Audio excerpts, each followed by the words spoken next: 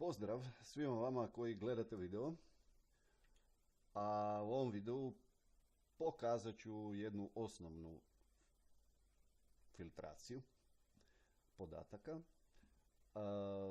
Vrlo često se filtracija koristi u poslovanjima, možemo reći svakodnevno, jer nam uvijek trebaju nekakvi izdvojeni podaci po nekom kriteriju.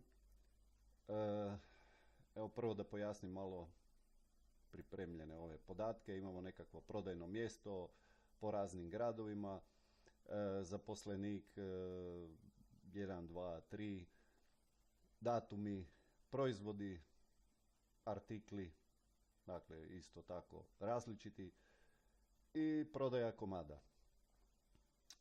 Ukupno stavio sam da bude 106 redaka, počinje od 6. redka gdje su naslovi, dakle 100 podataka, samo da vidimo, brojanje je 100, apsolutno nebitno. Ovih podataka u pravilu u poslovanju ima puno više i zato nam je i potrebna filtracija tih podataka kako bismo dobili pa nekakve izračune po nekom kriteriju, samo za određeni kriterij. Ovako, prvo, šta bi ja vama preporučio u ovakvoj nekoj tablici, kliknete bilo gdje unutar tih podataka i umetnete tablicu. Moja tablica ima zaglavlja, znači naslove ima, automatski se obuhvaća taj range, evo ga, stvorena je tablica, ja ću je malo izmijeniti, evo nek bude ovako čisto jednostavna. I možete uključiti si redak zbroja. Redak zbroja, evo tu ispod. Vrlo zgodno. Zašto? Zato jer, evo, bilo u koju ćeliju da kliknete, ovdje gdje se nalazi ovaj ukupan zbroj, pojavit će vam se padajuća lista i možete birati prosjek, brojanje, ukupan zbroj i tako dalje. Dakle, imate maksimum, minimum, standardna devijacija, imate za odabir, možete ubaciti više funkcija. Evo ovdje ćemo staviti brojanje. Evo, dakle na dnu imamo klasično ono što sam vidio kroz rad, neko klasično, recimo prosječno znanje, a isto tako po upitima na mail, vidio sam da se ljudi jednostavno ne služe sa filterom onako kako bi trebali, odnosno nemaju dovoljno znanja o filteru. O čemu se radi? Nikakve se tu formule ne koriste. To je vrlo jednostavno za naučiti. Nema pregrijavanja mozgova, nema pregorjelih čipova. Zbilja vrlo korisno, ali i jednostavno za naučiti. Ovo može svako, nema kompliciranih nikakvih radnji. Ok, ajmo probat da vam pojasnim malo filtraciju. Ono klasično što ja inače vidim, s čim se susrećem, ljudi koji sebe smatraju da barataju sa Excelom, na primjer rade ovako: maknu filter odaberi sve i stave recimo Poreč. Ok, evo, to je to. Kad žele maknut, odnosno očistiti taj filter, onda lijepo ovdje kliknu odaberi sve, ponovno se svi podaci pojave. To je to. Ok, znaju još raditi ovako: Poreč, pa na primjer zaposlenik 2. Evo. I to je filtracija koju sam uglavnom vidio da ljudi rade. Međutim, filtracija osnovna filtracija je puno šira. Svako je može naučiti, zbilja je jednostavna i pogledajte ovo sada, vidjet ćete da tu zbilja ima puno prednosti i pomoće vam u poslovanju, u izračunima, u dobivenim nekakvim statistikama, bilo kojim podacima, vidjet ćete da je to vrlo praktično. Zašto se ovo radi? Evo, na primjer, možemo te podatke lijepo kopirati, staviti drugi list, nekakvo posebno lijepljenje, vrijednosti. Evo, dobili smo, naravno datume moramo samo formatirati.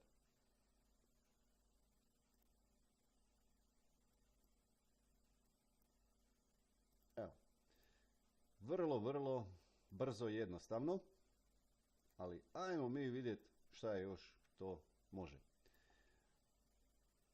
Filter očisti prodajno mjesto. Možemo filtrirati. Prvo možemo sortirati. Kako god želimo. Od A do Z ili od Z do A, sasvim svejedno. Sortiranje po boji, za sada trenutno ovdje nikakvih boja nema, pa ne možemo to odraditi. Filtri za tekst. Jednako je, nije jednako, počinje sa, završava sa. Ajmo vidjeti, recimo, počinje sa. Počinje sa slovom P. U redu. Evo, filter zbacio sve vrijednosti koji počinju sa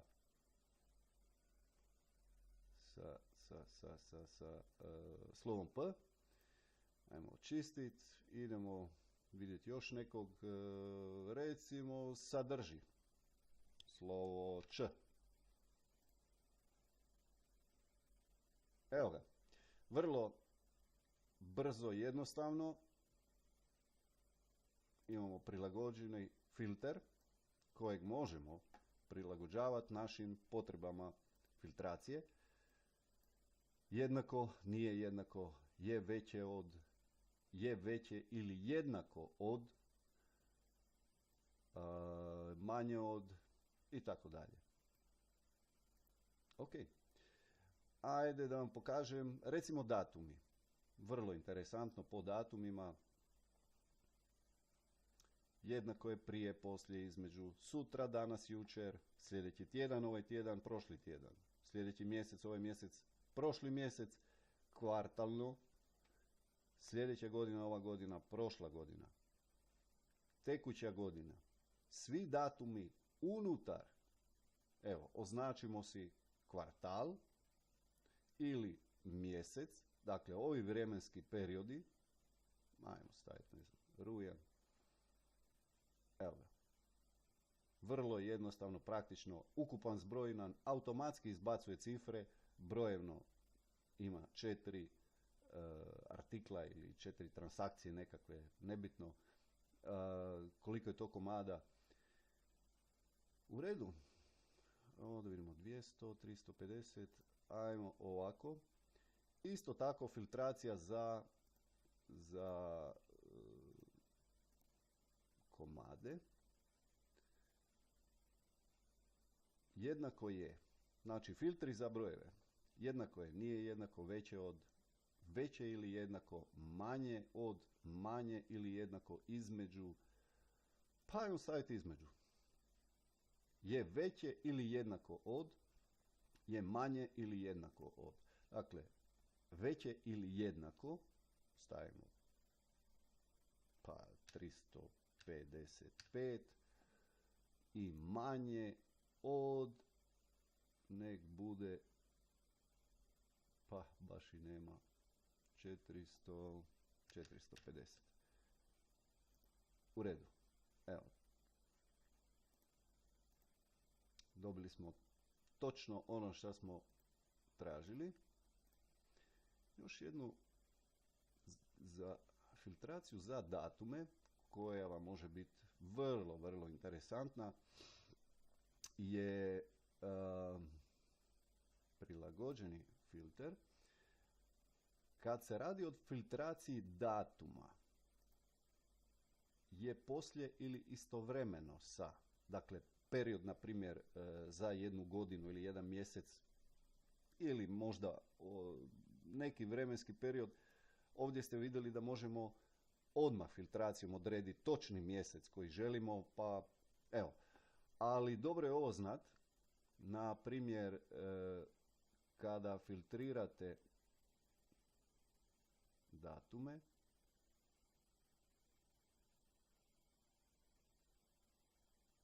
samo trenutak, poslije ili istovremeno, ili je prije ili istovremeno.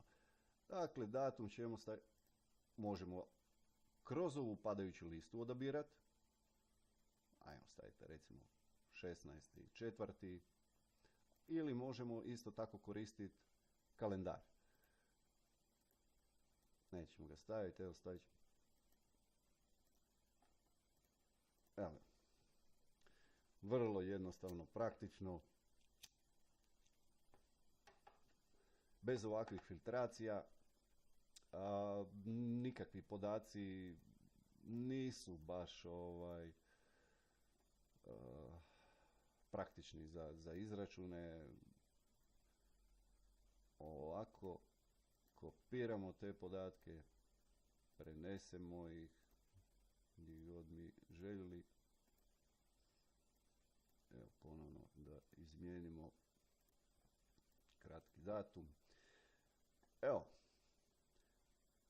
željeni podaci su nam iskopirani, imamo točno ono što smo željeli, sve izračune možemo vrlo jednostavno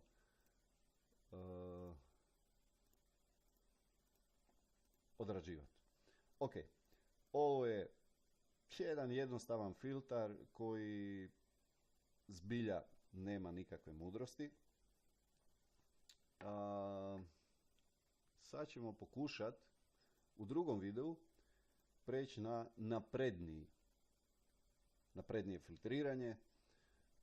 Nije to nikakva mudrost, ponovno nema nikakvih formula, pretraživanja, jednostavno naprednije od ovog. Vidjet ćete zašto. Vrlo često se koristi u pisanju VBA koda. Upravo taj napredniji, jer je znatno jednostavnije ispisati kodu nego ovako filter koji kopira pa pasta podatke. Ima svojih prednosti, ima svojih mana, no vidjet ćemo. Dakle, vidjeli ste u ovom primjeru da možete filtrirati tekstove. Jednako, nije jednako, počinje sa, završava sa. Znači, ne mora vam tu biti isključivo jedan rezultat, već trebate nekakav filter koji, ne znam, tekst počinje sa slovom P, on će vam izbaciti sve tražene podatke koji počinju sa P. Ili traženi podatak sadrži neko slovo u tom tekstu. Vrlo zgodno za filtraciju da ima više od jednog kriterija ili ne sadrži. Ok. Datumi. Jako puno opcija. Najčešće korišteni su recimo upravo ovi. Svi datumi unutar nekog perioda, znači po mjesecima, po kvartalima, tekuća godina ili ova godina.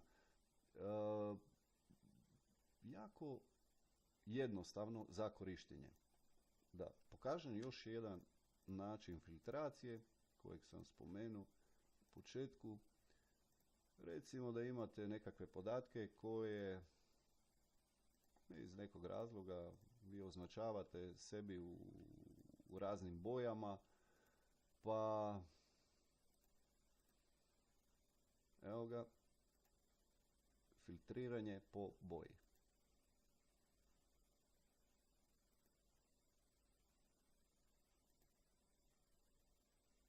Ili bez ispune, dakle samo oni podaci koji su neutralni, koji nemaju nikakvu boju. Isto tako vrlo korisno, vrlo praktično za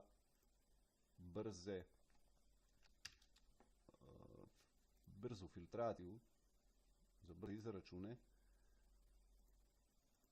To je kad zbilja nešto se radi brzinski, na brzinu, nemate pripremljene nekakve dinamične tablice koje vam rade izračune, pa vam dođe u pripremi nekih podataka.